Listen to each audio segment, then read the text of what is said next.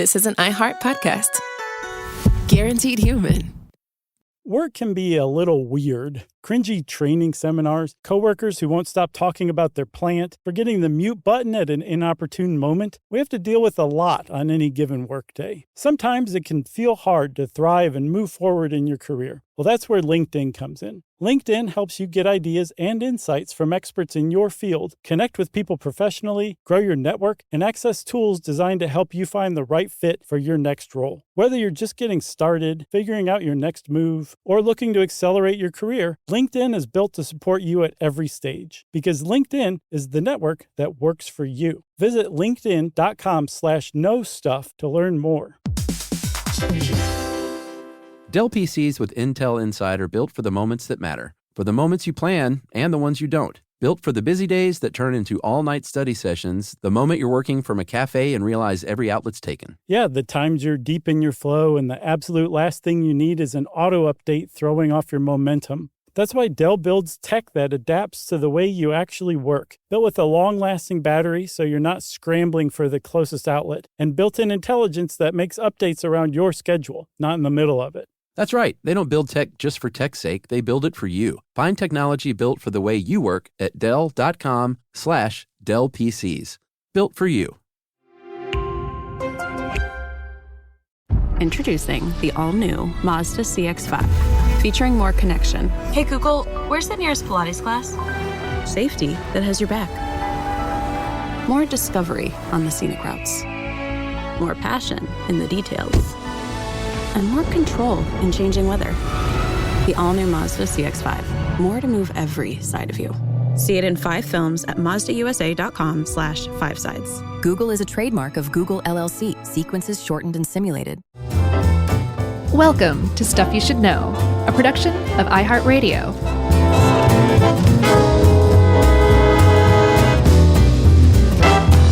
Hey, and welcome to the podcast. I'm Josh. There's Chuck, and Jerry's here too. And this is Stuff You Should Know, the watershed moment in American history edition. That's right, in which we tackle, not literally, take on, no, cover? Yeah, yes. Cover. Neutral. The Houston, Texas conference, the National Women's Conference in Houston, that was from November 18th to 21st, 1977, which was the only time that the U.S. government got together and said, here's some money, go out and put together a conference and a group of delegates that represent the women in this country and come back to us with ideas on action we can take, but mostly won't. Well, they left off the mostly won't part. They didn't find that out until afterward. Yeah. Gloria Steinem, who is one of the co-founders of NOW and like a quintessential second wave feminist, she called this the most important event nobody knows about. And it really was. This was a very specific moment in time where Olivia helped us with this, where she pointed out that this is probably the last moment where the federal government would be like, sure, we're going to fund a conference to find out how to better womankind. And then this, at the same time, the last moment where those women could go into that conference assuming that the stuff they came up with was going to actually have legs and move forward in Congress. Yeah. Did you see the FX miniseries, Mrs. America? I did not, which is surprising because I've been chewing around the edges of it in other research and I've still not seen it. It was really good. Oh, I'm sure. It looked like it's just a murderer's row of great actors. Great actors, and it's, I'm sure you can still watch it, but a lot of the people in this story figure in that miniseries. Well, that's the thing. It was a huge, huge deal. A historian named Marjorie J. Spruill wrote a book on this, and she called it the crest of the second wave of U.S. feminism. It is also conceivably the moment where the Christian right became a thing, where the religious right, I should say more specifically, and that the religious right came to hold tremendous sway over the Republican Party. A lot of people point to the election of Ronald Reagan, Some people take it a little further back and point to Jerry Falwell's organization of the Moral Majority Political Action Committee. Nope. Apparently it happened 2 years before Falwell in Houston, Texas, and it was a rally that was designed to oppose this women's conference by women who were threatened by the idea of women being stripped of their traditional roles of homemaker. There was a huge opposition of women who believed that the family was the basic unit of society, and that family was meant to have the mom stay home with the kids and the dad go off and be the wage earner. And that worked fine and dandy after the post-war World War II era, but that became increasingly difficult as time wore on. Real wages failed to keep up with inflation, and all of a sudden you actually kind of needed the mom to go out and work. And so to these women, this is like a literal breakdown in the fabric of society, and they were very upset about this, and they very much blamed feminists who seemed to want to push things in that direction. Not only weren't opposed to it, they wanted to push things in that direction, and so this huge opposition came up. That's right. And it was also a time specifically, you were talking about the opposition movement just in general, but specifically to oppose the Equal Rights Amendment, which was proposed first in 1923, technically passed the House and Senate in 1972, still not written into the U.S. Constitution. We can't get into it now because it is a very long and convoluted story. Well, we did an episode on it. Did we on the whole thing? Mm-hmm. When was that? I know, man. I know. I would say in the last 3 years. Interesting, because there's new stuff that's happened in the last few years. So I wondered if it was before that. Dish. Well, I mean, just like lawsuits like Virginia coming on board, which means we had 3/4 of the state approval. Basically, everything in place that is required to make a constitutional amendment. But then people were like, well, wait a minute. Other people rescinded theirs, and Virginia came on late, and theirs had previously been rescinded. And so then there were lawsuits, and here I said we weren't getting into it, and I'm kind of getting into it. But I think the last lawsuit said it's still not happening. Man. And that was in the last couple of years. That's still just crazy to me. Yeah, it is. But anyway, we did do an episode on that. That's why it seems so familiar. But we did, and the reason why it seems familiar is because Phyllis Schlafly figured big into that, and she figures big into this too. Yeah, so Phyllis Schlafly was an attorney, a very much conservative, right-wing activist, and who was played by Cate Blanchett wonderfully in Mrs. America. Oh, I bet. Yeah, she did a great job. She founded the Stop ERA, I was about to call it a club, or organization. And I just have to shout out the fact that STOP is what's called a backronym. That's when you have an acronym that's already a word. Mm-hmm. So all you really needed was an organization called Stop ERA. It actually stands for Stop Taking Our Privileges. And you can't use a word from the acronym or backronym in your acronym or backronym. Or else you're just saying it twice, right? Yeah, it's just so clumsy. And we like to critique acronyms as good or bad. I give Stop ERA just an unnecessary. Okay, yeah. We need a rubber stamp for that. Or no, a metal clanging sound like you've embossed it. At any rate, Phyllis Schlafly founded that movement. I want to work this out. All right, what are we doing?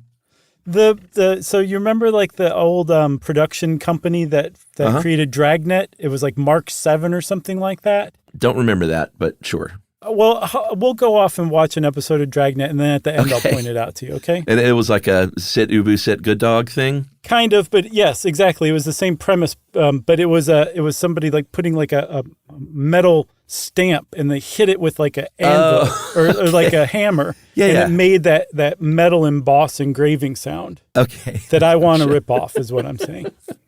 All right, so we give Stop ERA an unnecessary. Ooh, that sounds good. That was really good, Jerry. Hopefully Thank Jerry's you. able to find that. We should talk about the beginnings, the seed of this conference. It happened on the heels of the UN saying 1975 is the International Women's Year, and they had a international conference in Mexico City that year, and that's when Gerald Ford stood up and said, "All right, here's an executive order, number 11832. We'll give you $5 million. It's about $29 million today to create the National Commission on the Observance of International Women's Year, and like go have your big conference." Work out what you want to bring back to us, which is what we referred to earlier. Yeah, and that $5 million sounds like a lot to fund some conferences, and it is. But I read from somebody who was kind of sour on the whole thing, pointing out that that's less than a nickel a woman for every woman that was in America at the time. Yeah, but $29 million comparatively, you can't pull a conference off for that. I'm with you, but okay, I'll do it for $1 million. A very important point was, it was also a series of conferences. First, they had state conferences first to figure out what they were going to bring to the national conference. So it was like this year long of conference. And like looking back now, you're like, wow, people were talking about women and women's rights a lot at the time. And it was a huge, like it was just in the zeitgeist. Like women's rights was moving forward at this incredible clip. Just two things. Time declared the 1975 Man of the Year to be the American woman. Yeah. And I read that the 1971-72 Congress, I think that was the 92nd Congress, they passed more women's rights legislation than all previous legislative sessions combined. So it was a huge, it seemed like a juggernaut. And of course, women were going to have all the rights that men have. The Equal Rights Amendment was going to become a part of the Constitution. It was just in the air. So this conference just made sense. Yeah. Can I read that Time Magazine quote? Because it's pretty great. Yeah. This was in the quote-unquote Man of the Year article. It said, "Enough U.S. women have so deliberately taken possession of their lives that the event is spiritually equivalent to the discovery of a new continent." That's so awesome. Whew, man, whoever wrote that, nice work. James Time. Oh, Jimmy Time. So there's a Congress person named Bella Abzug, Battling Bella Abzug from New York, who was a real firebrand and was one of the biggest advocates for this Congress. For this conference in Congress. And she got together with some other organizers. Like you mentioned, there were state and regional conferences. They were going to choose about 2,000 delegates. And they were really, really smart because, maybe if we told Josh I was putting together sort of a easily two-parter on just the history of feminism. Josh who? Oh, you weren't talking to me just now. I see. No, I was talking to the listener, I gotcha. People out there in podcast land. I'm psyched about that one. I've been wanting to do that forever. And we need to do that sooner than later for sure, because I've been wanting to do that one for years. Yeah, for sure. But I think where I was going was that they were really smart in that, I know where I was headed, is that in certain ways of feminism, there was not the most representation. And as feminism grew through the different movements, that expanded. And this was one of those moments where they got really smart and they were like, we can't just make this about white suburban women or white, urban women either. We need to expand our pool and talk to women who are farmers and women who are basically women who haven't been, minority women who haven't been included as much in this conversation. We'll provide childcare. If you can't afford to come, we'll pay your entrance fee. So it was just a really smart way to go about it, which is let's bring everybody together finally here in the 1970s. Yeah, and the conference encouraged that. They were trying to get the best representation of women in America that they possibly could.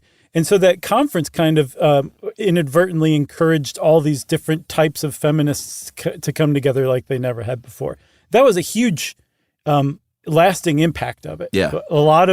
There was a lot of infighting in feminism at the time. There was the old guard, kind of personified by Betty Friedan, who wrote The Feminine Mystique, who was kind of opposed to the gay contingent, which she called the Lavender Menace, which she believed prevented mainstream society from accepting feminism and seeing it as credible. Like you said, feminism was largely viewed through the lens of white middle-class women. This was an expanding scope, and it made some people nervous. They were like, well, how are we going to get anything done with all these opposing views?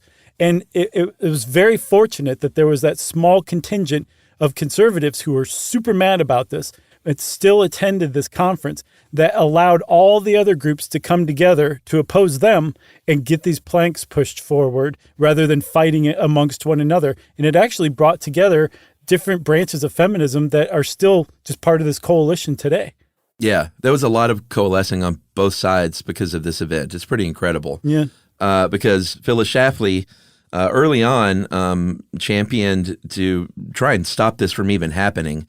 Like, hey, Congress, don't fund this thing. That didn't work. And so a woman named Lottie Beth Hobbs of Texas, who features pretty prominently here, had the idea to show up and rabble-rouse and make their voices heard on the other side. Mm-hmm. She initially proposed it, and interestingly, Schlafly, I think you found this, wasn't immediately on board because she was very, she liked to play chess and not checkers. And she was like, hey, if we show and there's a low opposition turnout, we're going to look like fools. But Lottie Beth Hobbs said, no, we're going, and you should get on board. And she did. Yeah, that was Marjorie J. Spruill, the historian, turned that up, which is fascinating. We'll see how that played out. And the committee that was actually formed by the anti-ERA activists was the IWI Citizens Review Committee. And again, a coalescing. They were like, are you anti-gay? Come and join us. Are you anti-abortion? Get over here. Do you not want the ERA bill passed? Come along. Catholics, Mormons, evangelicals. And this is what you were talking about earlier that really sort of galvanized the beginnings of the religious right. Yeah. So the more inclusive the feminists were in the conference, the more targets it presented to people opposed to it, the more likely it made for those opponents to come together in opposition and form like a actual movement with real political clout, and that became the religious right. And apparently it was the inclusion of a woman's right to abortion included as part of the goals of this conference that really kind of created that what had not been a coalition before, where it was basically the Catholics who were anti-abortion up to that point, and the evangelicals were, say, like anti-gay. Well, now they had something in common: feminism. Feminism is going to ruin everything. There are other people who are anti-ERA, and it just brought all of them together, like you were saying. It's just nuts how the fabric of our society today formed over this weekend, essentially in November. Yeah. It's insane to me. History is so rarely tucked into one little tiny corner. Like 3 days. Yeah. And this is a really good example of that rare instance.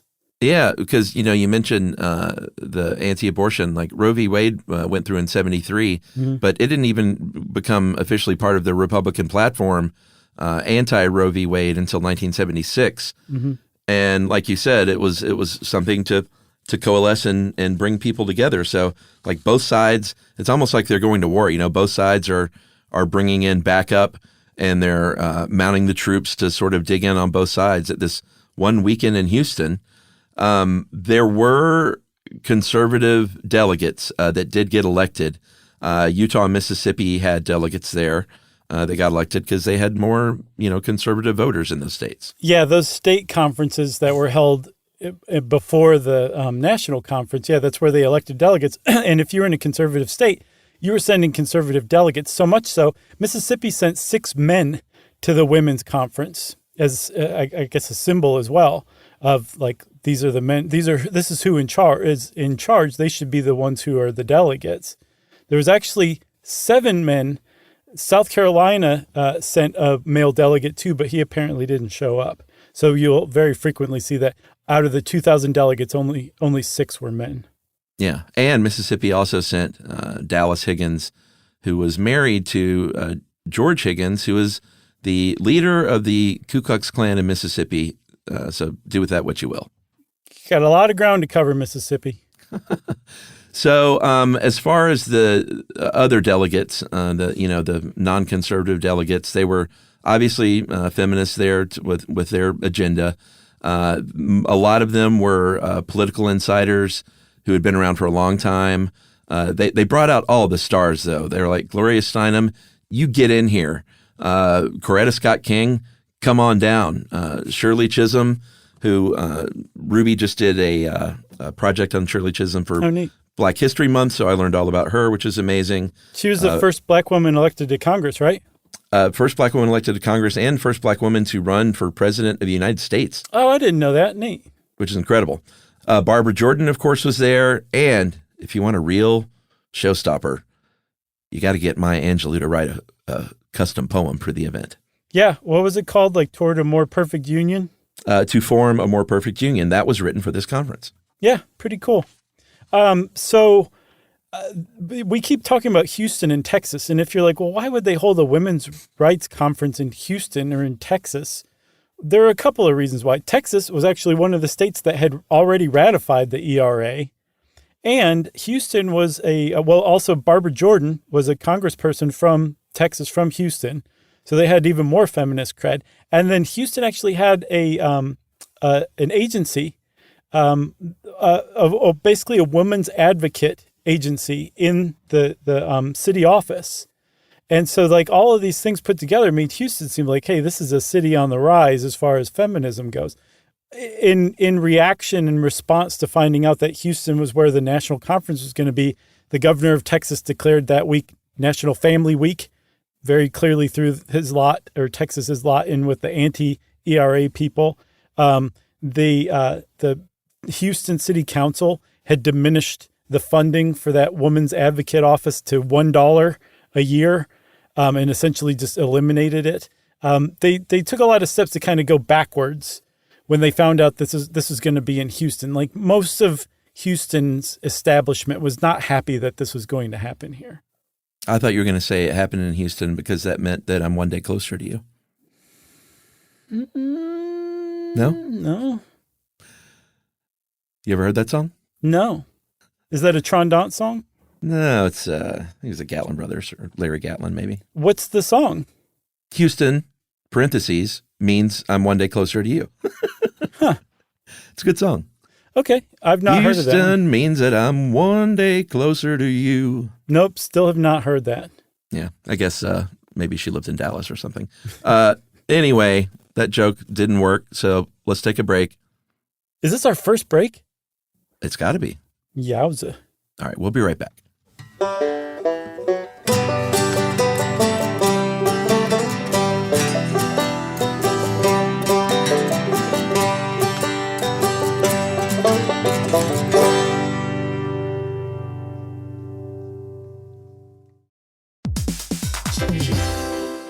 Hey everybody, here's a fact for you. In the United States, there is a break-in every 26 seconds, and that means that somewhere right now, an intruder is getting closer. And the problem with most security systems is that they only alert you after the break-in has started, and that's too late. Well, that's what makes SimpliSafe different. They use alerts. SimpliSafe's US-based live agents, they identify threats on your property and help deter them before they actually break in. So the intruder never gets into your house. The crime is stopped before it even starts. That's right. And another great thing about SimpliSafe is they have no long-term contracts. They give you peace of mind and great value with their monitoring deterrence plans because they just start at about $1 a day. Yeah, SimpliSafe sent us a setup years back, and I still use mine every day. Yeah, and apparently setup, you can do it by yourself in under 30 minutes, so it's a really good value and it doesn't take long. So if you want to experience the SimpliSafe peace of mind, you can take advantage of the SimpliSafe discount offered to Stuff You Should Know listeners. Right now, you can get 50% off your new system by visiting simplisafe.com/stuff. That's half off at simplisafe.com/stuff. There's no safe like SimpliSafe.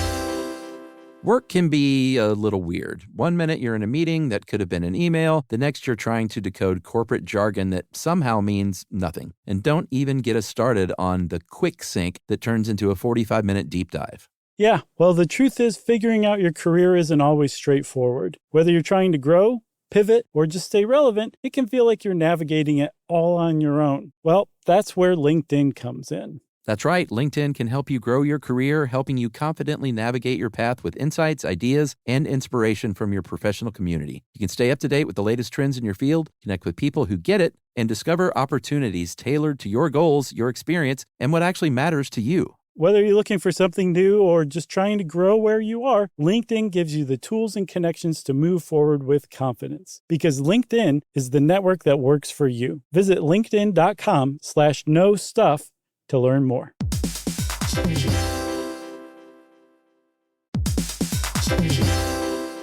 Hey everybody, we're here to talk to you about Wayfair, who believes that spaces should be functional, they should be comfortable, they should be well designed, and they can be well designed by you with their help. Your updated space should feel more comfortable, inviting, and practical for everyday use. And we're talking about outdoor seating. We're talking about grills. We're talking about major appliances. If you need storage solutions, Wayfair can help you out. Patio lighting, rugs, decor. It is your one-stop shop for home. Yeah, I mean, it's getting nice out, so it's time to think about living outdoors for the next few months. And Wayfair knows that outdoor furniture, it's heavy, it's intimidating to assemble. So Wayfair has stepped in and said, we're going to handle the hard part so you don't have to. That's right. You can shop Wayfair Verified, your shortcut to the good stuff. And that means their team of product specialists are going to vet everything by hand using a 10-point inspection, testing things like, quality materials, functionality and features, and even how long it takes to build that piece of furniture. And the overall experience save time, reduce hassle, and improved convenience. Patio season is here, and these deals won't last. So head to wayfair.com right now to get your outdoor space ready for way less. That's WAYFAIR.com. Wayfair, every style, every home.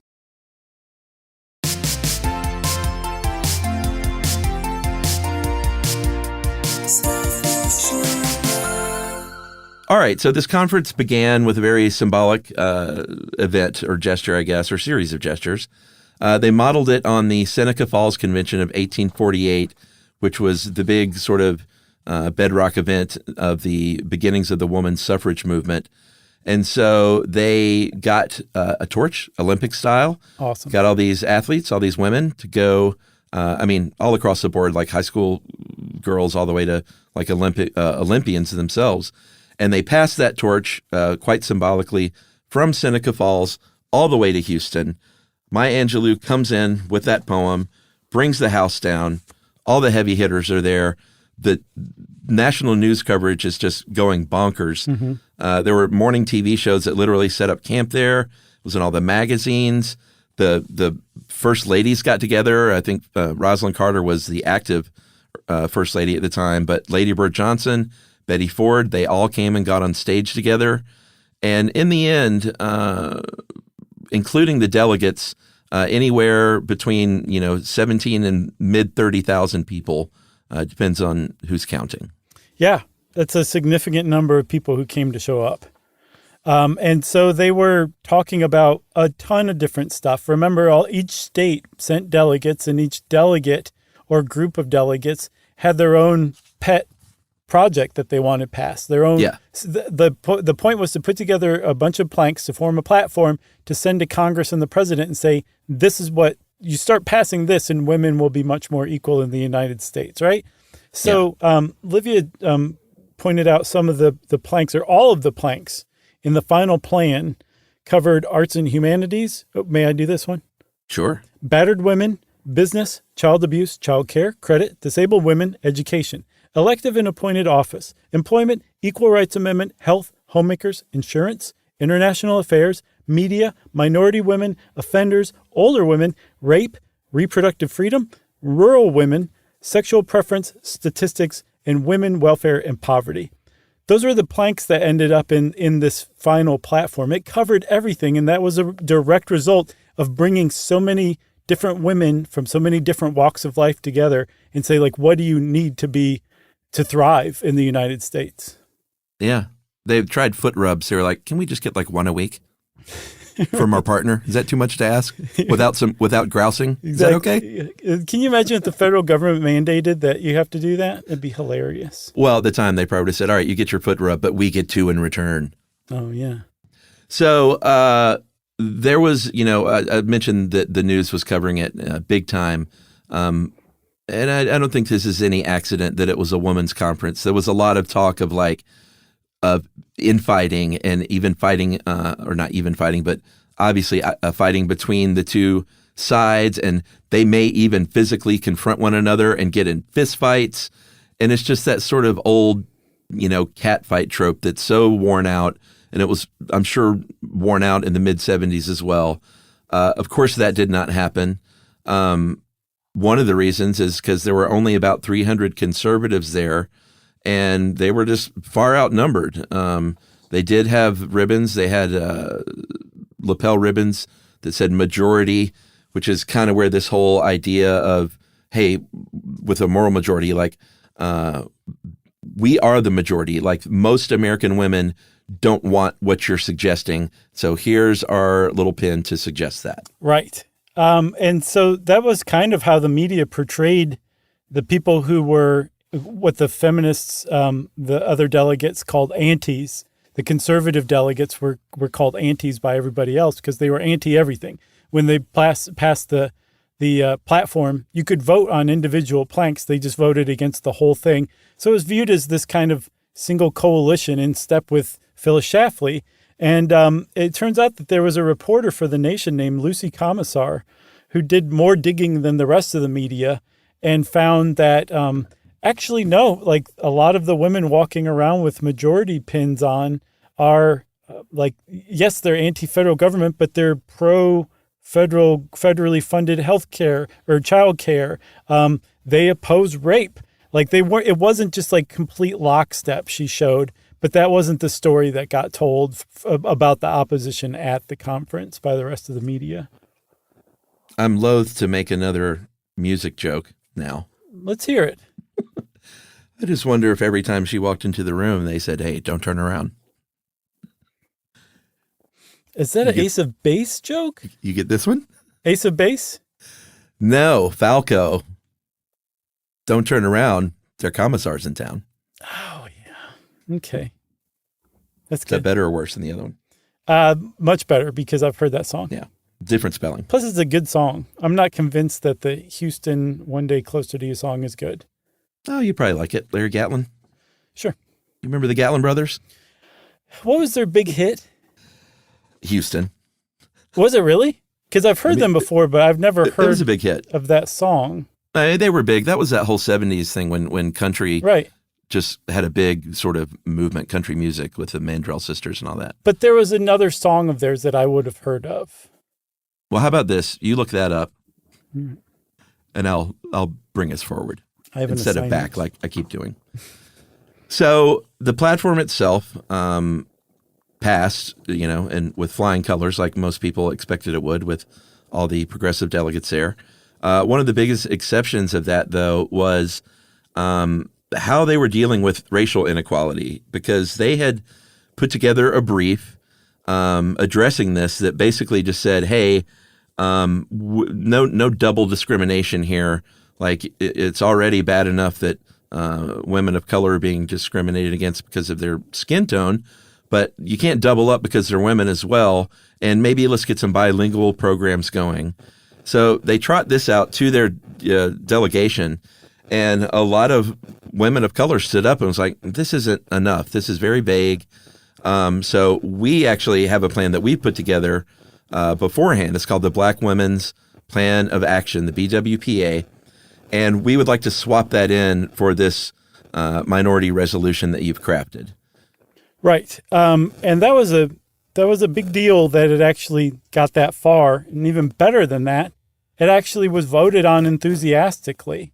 It was like a 6-page plank that really covered everything that women of color generally were interested in seeing resolved. And it got added to this platform. Coretta Scott King presented it on the last night to the delegation, and it received it passed by an overwhelming majority. And this is really kind of part of the spirit of this conference. The women broke into singing "We Shall Overcome" together after they voted in favor of adding that plank rather than just hey, let's all be, let's be considerate of women of color. Like that was the original plank. Yeah, and it's also notable because once the Black Women's Plan of Action was presented and they came forward, then Asian women and Puerto Rican women and Chicana, Native American women, they were delegates. There were delegates there as well, representing them, and they were like, "Well, hey, like we should all have our voice."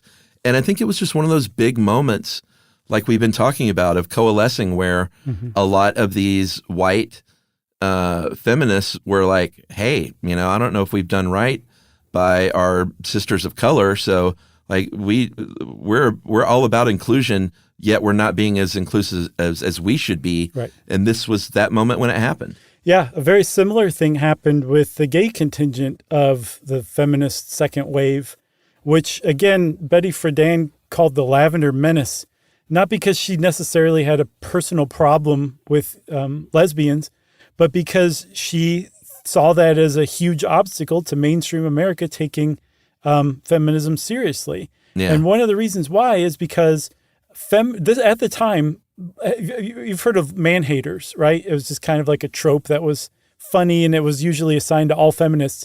That was what they used to describe lesbians before. That's what they were characterized as in the media and in the popular culture. Man-haters. That's the only reason anybody could ever be a lesbian. You'd have to hate men. And that also kind of dovetailed with an actual thread of like real disdain for the patriarchy and male dominance that was alive and well in some sections of second wave feminism at the time. And although they represented a minority of feminists in general, including the feminists at this convention, those are the ones who got the microphone stuck in their face because they made the best press. So they had a disproportionately large voice, and they seemed like they were hobbling feminism as a result, because who wants to get in league with man-haters, Yeah, for sure. And I think there was it seems like at least there was a realization within this conference and within the delegation that they were like, this is really our moment to bring everybody together, because there's obviously going to be, it's going to be a stronger movement if we're representing everyone and everyone's on board. So Betty Friedan, during the debate, very publicly endorsed the resolution, completely reversed her previous position. And that was, people within the movement. Betty Friedan was a very sort of a founding member and a voice that was important. So it was a big deal. Yeah. And so when they voted overwhelmingly again in favor of including the gay and lesbian contingent as part of that, I don't remember exactly what the plank was, but it was essentially saying like, yes, you're legit human beings, and we recognize that, and everybody should. They broke out into song again, and they sang, "Houston, I'm one day closer to you." I thought you were going to say like an Indigo Girls song. No, but I did look up Larry Gatlin. Still no clue. Have no idea how I've ever heard of him, because I've not heard of any of his songs. The Gatlin brothers? Nothing? Nope. All right. There's a song called "Broken Lady," which sounds awful, but that's their like biggest hit, and I don't think I've heard that one.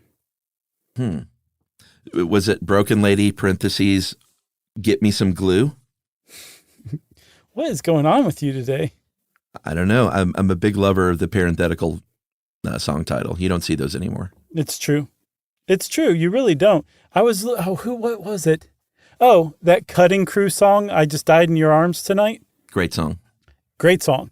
Is that a parenthetical? Yes. "I just" is in parentheses, as if that's needed. Serious? Yes. The title of the song is in parentheses. "I just," in parentheses, "died in your arms tonight." Like it couldn't just be "died in your arms tonight." Wow, a front-loaded parenthetical. That's unique. But also, I say we brand this one unnecessary too, shall we? Okay. Very nice.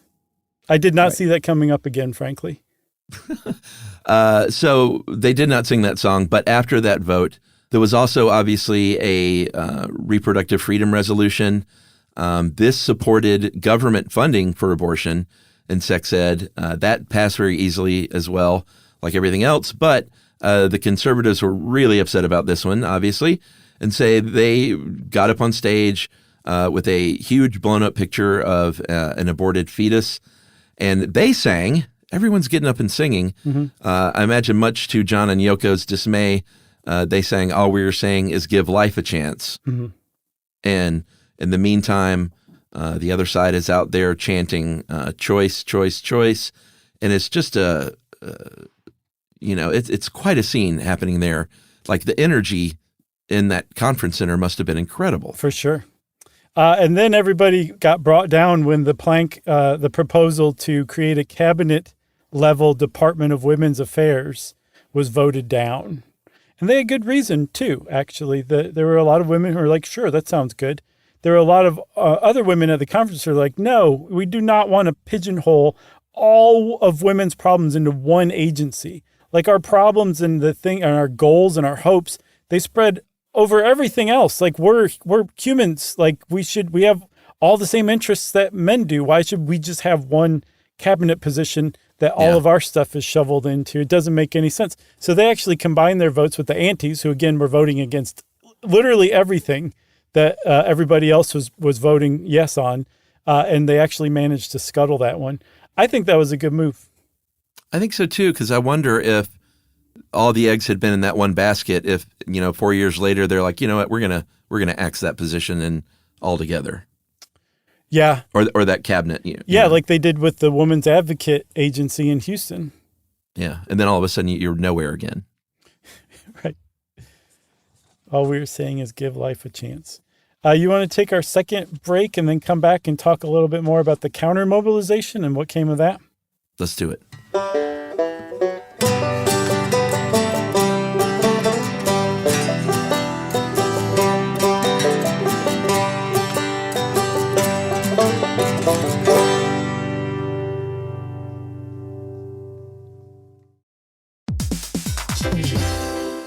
Hey everybody, here's a fact for you. In the United States, there is a break-in every 26 seconds, and that means that somewhere right now, an intruder is getting closer. And the problem with most security systems is that they only alert you after the break-in has started, and that's too late. Well, that's what makes SimpliSafe different. They use alerts. SimpliSafe's US-based live agents, they identify threats on your property and help deter them before they actually break in. So the intruder never gets into your house. The crime is stopped before it even starts. That's right. And another great thing about SimpliSafe is they have no long-term contracts. They give you peace of mind and great value with their monitoring deterrence plans because they just start at about $1 a day. Yeah, SimpliSafe sent us a setup years back, and I still use mine every day. Yeah, and apparently setup, you can do it by yourself in under 30 minutes, so it's a really good value and it doesn't take long. So if you want to experience the SimpliSafe peace of mind, you can take advantage of the SimpliSafe discount offered to Stuff You Should Know listeners. Right now, you can get 50% off your new system by visiting simplisafe.com/stuff. That's half off at simplisafe.com/stuff. There's no safe like SimpliSafe.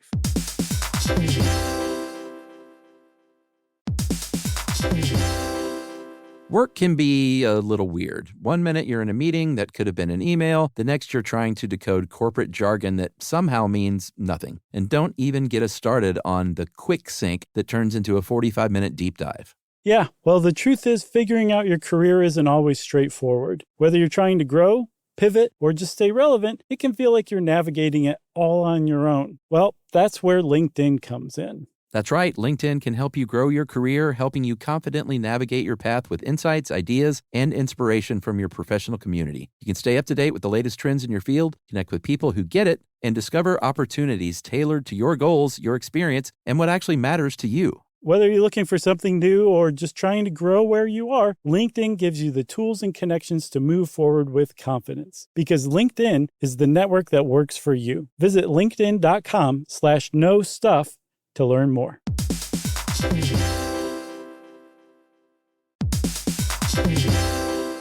Hey everyone, if you've ever wanted to feel what it's like inside an episode of a show you love, hang with podcast hosts Beyond the Mic, or swap screens for sunsets with curious, like-minded people, then Stuff at Sea is your kind of voyage. That's right. Stuff at Sea is a 5-night, culture-soaked escape where pink sand paradise meets curious minds. Sailing round trip on October 2nd to 7th, 2026 from New York City to Bermuda, this voyage drops you straight into the iHeart Podcast Stuff universe. On top of the adults-only experience you already love, you'll get live podcast episode recordings, behind-the-scenes sessions, themed activations, and more unmissable onboard moments. Yeah, and there's overnight stays in Bermuda, so there's no rush. Just long, sun-drenched days to explore or do absolutely nothing at all. And back on board, curiosity sparks connection through conversations, experiences, and a lineup designed to keep things as thought-provoking as they are unforgettable. Stuff at Sea is part of the new specialty sailing collection that transforms beloved podcasts into immersive at-sea experiences exclusively with Virgin Voyages. Expect more stories, more hosts, and more ways to experience the voices that you love. Book now at virginvoyages.com/stuff.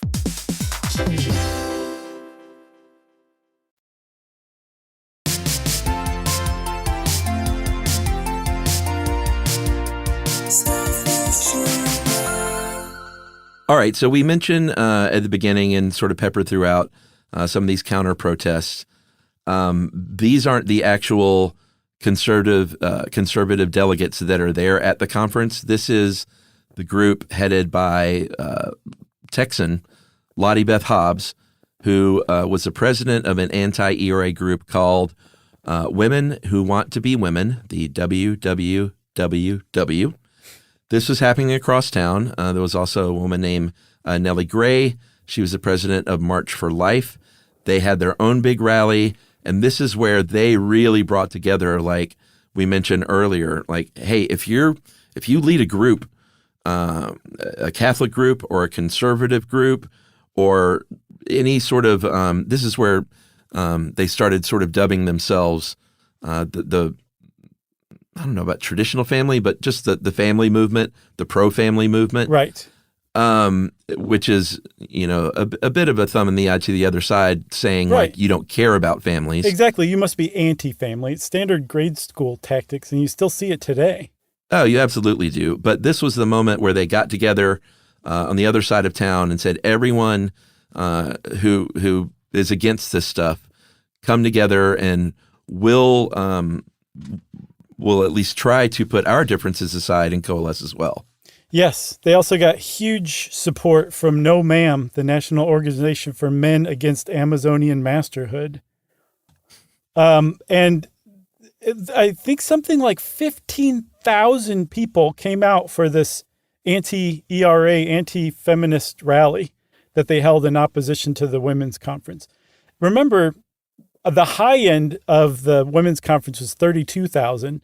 The lower end, the number I see bandied about most often, is around 20,000. So this is a significant number of people in opposition coming to Houston for this.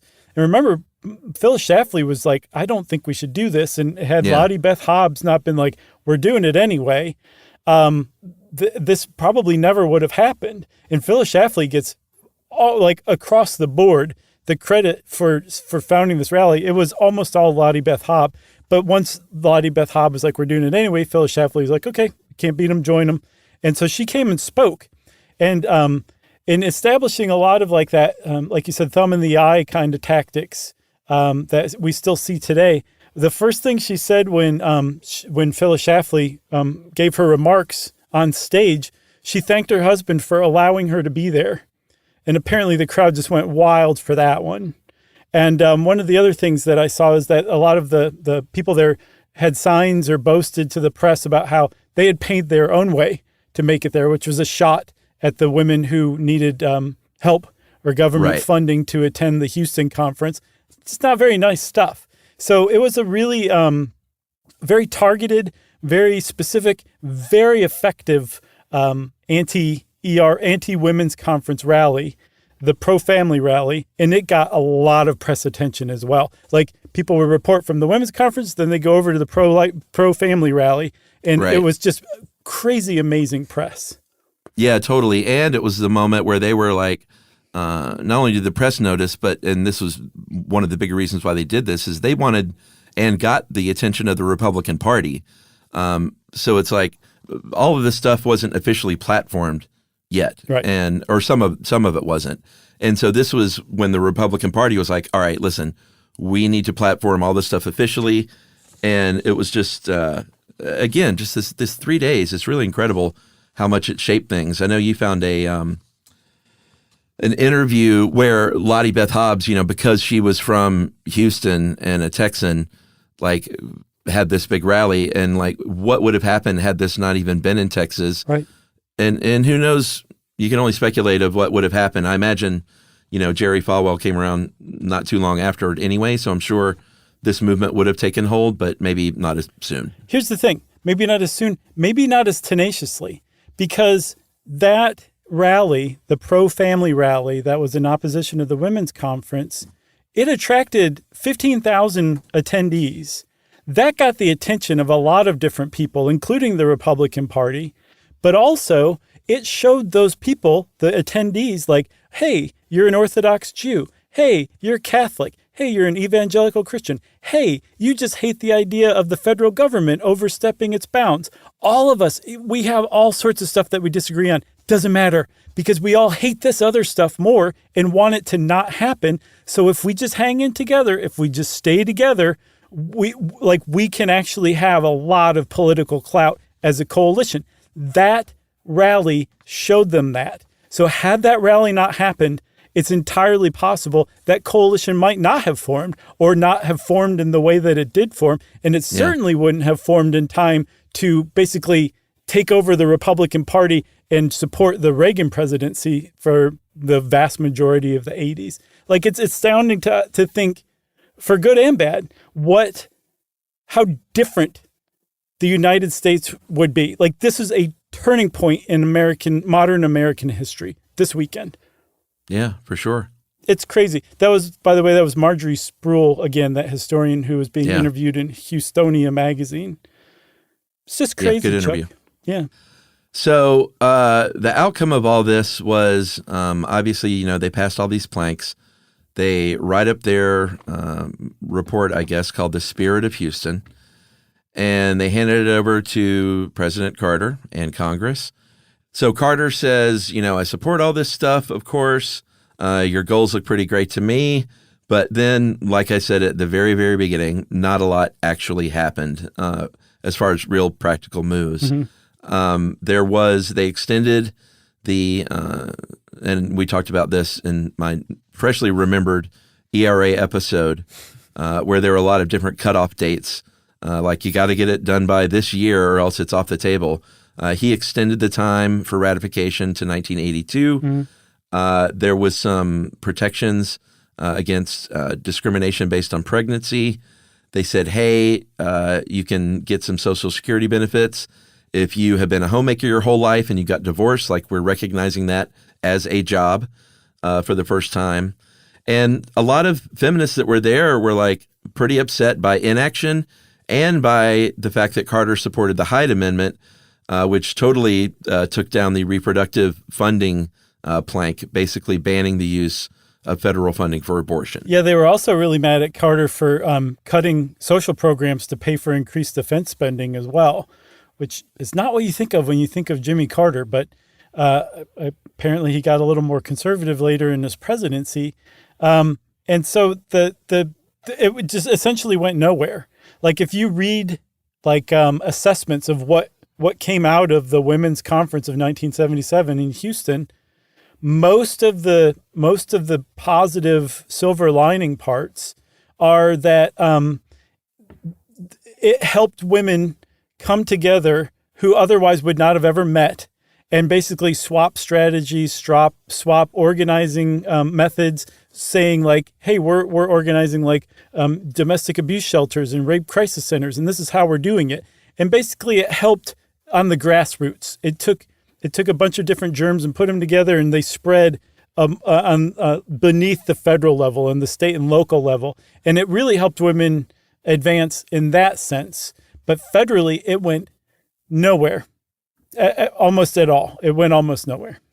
Yeah. And, we've talked a lot in this episode about the fact that, galvanizing different kinds of women together. But one that we haven't mentioned yet, that Lucy Commissar, don't turn around, she was a Nation reporter, said to her the most remarkable aspect was not bringing together necessarily bringing lesbians under their wing and women of color, but bringing women who might typically vote Republican in their past, bringing them in because they cared about some of this stuff as well. Right. And you don't have to care about all of it to support this thing. And she was just like, that was the most remarkable part to her. Yeah, which makes a lot of sense. But unfortunately, one of the other outcomes of that weekend was you do have to choose. These groups, these coalitions solidified and in opposition to one another. So, and both of the political parties were essentially forced to choose. There was no like, oh, well, actually, I kind of agree with this point over here, so I guess I'm independent. I don't know. The state of the country that we live in today, that polarized country, you can actually date it back to this. This is the cradle of it.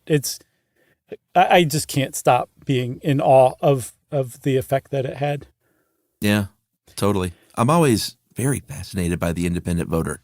It's really interesting. To be clear, I'm not knocking independent voters. I find it fascinating. Sure. I wasn't knocking them either. It just made me think of something else.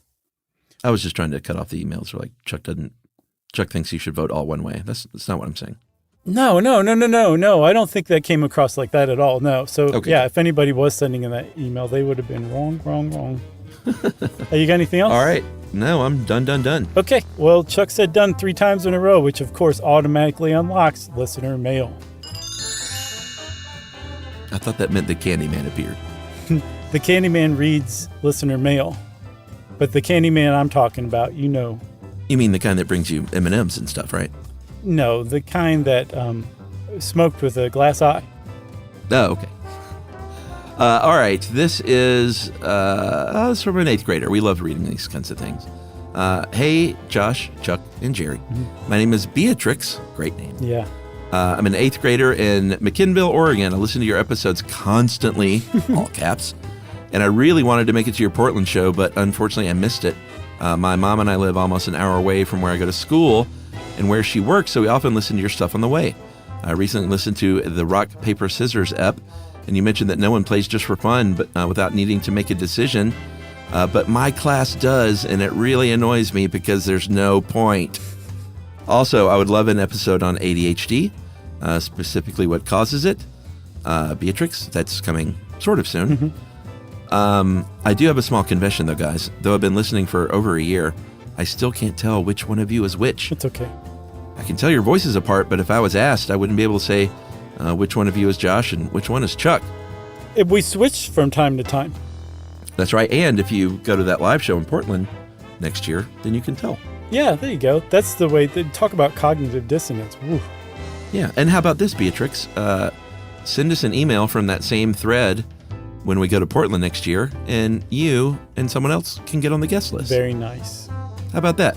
You get that's freebie tickets. So Beatrix finishes up by saying, I'd love if you gave a shout out to tech stuff and stuff they don't want you to know. Nice. We're going to shout them out. Hey, way to go, tech stuff and stuff they don't want you to know. 2 excellent podcasts. You have great taste, Beatrix. Our longtime friends and colleagues that do those shows. Yep. And finally, I would love it if you would read this on the air so me and my mom could hear it on the way to school and wish me good luck in high school next year. Good luck, Beatrix. High school is fun. You're going to do great. Mm-hmm. Don't you worry about it. From the sounds of this email, you're just going to tear it apart. I love it. Knock it out of the park. Knock it out of the park. Well, if you want to be like Beatrix and send us a just patently awesome email, you can send it to stuffpodcast@iheartradio.com.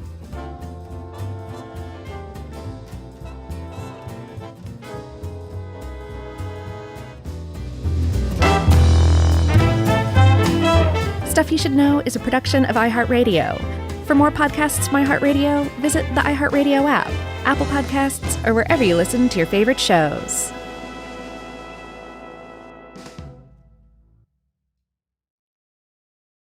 You know, you could be adored by everyone and still completely ignored by your cat. Trust me, I know. But if you feed your cat Sheba, you can go from being ignored to truly adored in 12 days guaranteed or your money back. Sheba has a full menu of products, appetizers, entrees, treats, even a kitten's menu. It's so cute, so Sheba has a product for even the pickiest eater. Like Sheba Puree, it's made with bone broth, they are chef-inspired flavors, it's got a smooth and creamy texture that cats love, and contains no corn, wheat, soy, or artificial flavors. It's food that your cat's gonna love. To learn more, check out Sheba.com. That's SHEBA.com.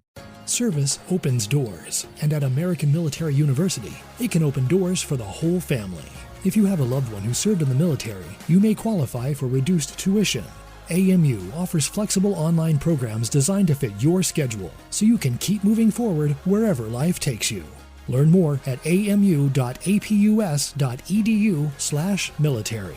Open doors to the future for you and your family with the help of American Military University. Introducing the all-new Mazda CX-5, featuring more connection, Hey Google, where's the nearest Pilates class? safety that has your back, more discovery on the scenic routes, more passion in the details, and more control in changing weather. The all-new Mazda CX-5, more to move every side of you.